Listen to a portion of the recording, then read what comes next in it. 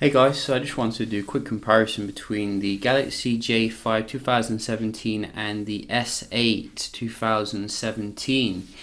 So the J5 2017 Pro, which is this model, is like about half the price of the S8, but it does come with a very similar kind of software here, so I wanted to see if you can get the same kind of experience day to day.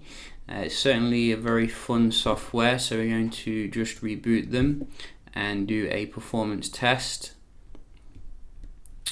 So I don't think the screen is as sensitive as the S8, but at least you don't have like a curved display. You know, that could be something good for those who don't like the curved display.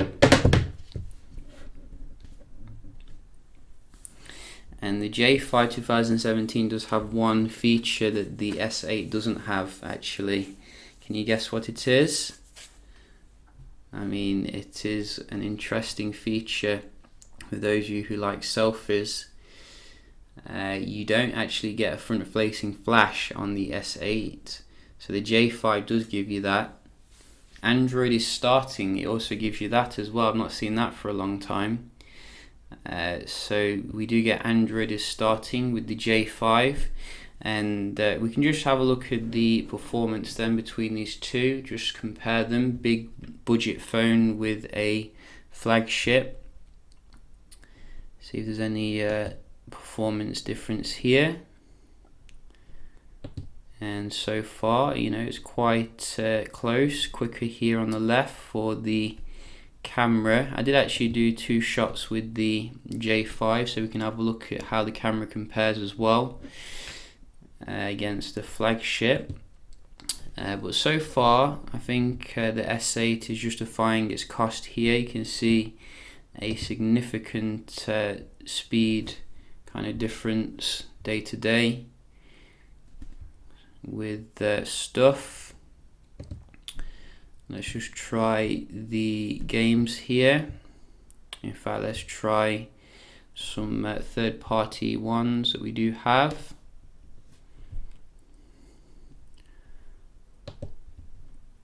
So even though the software is actually the same, you can see the actual animations are different. Like the animation on the S8 is like going into the middle, whereas on the J5 it goes into the corner. You see, I do notice small little things like that, and you should too. What else do we have here? Probably running out of apps already. So I'm sure I have some other things here. Let's see. Where is the other things I want to do? Maybe I don't actually. Let's just try some games. Yeah, so you can see, I think the S8 is clearly coming with the slightly better processor here overall when it comes to open up games.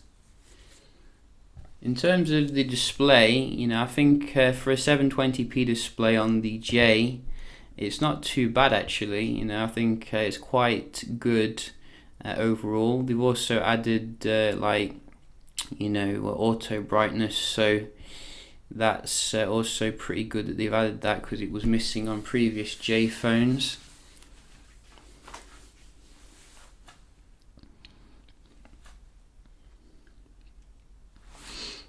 But if you're a power user, you should probably get the S8 here, if we're going to be honest. Let's just try some web browsing. Try Verge.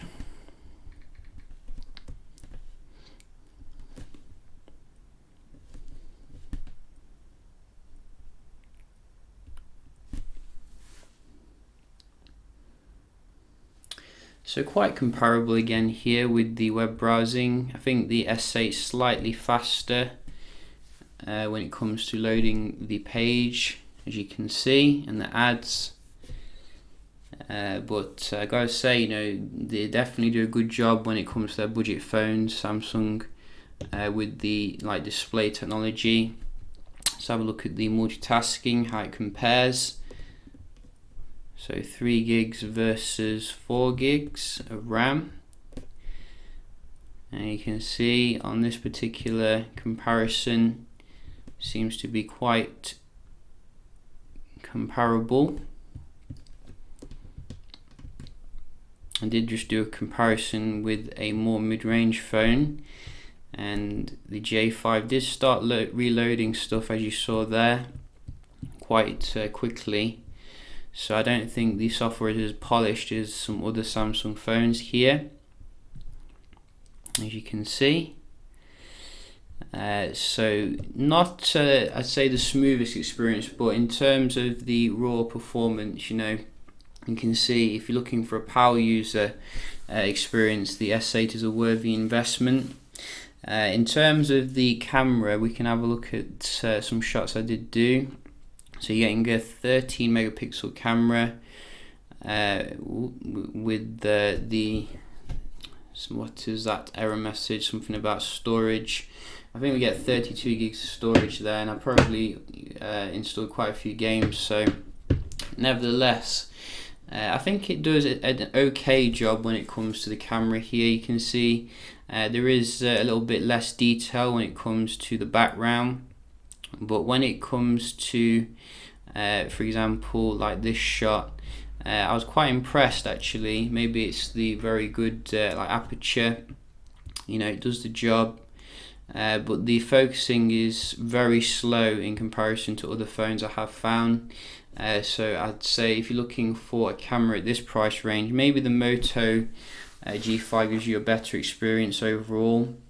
I mean, it'll do the job, but again, I said the same thing with the A5. It's just not really as good as what you're getting with other manufacturers at the moment. So that's in regards to the camera. It also supports HDR, which is good because some J series phones didn't support that back in the day.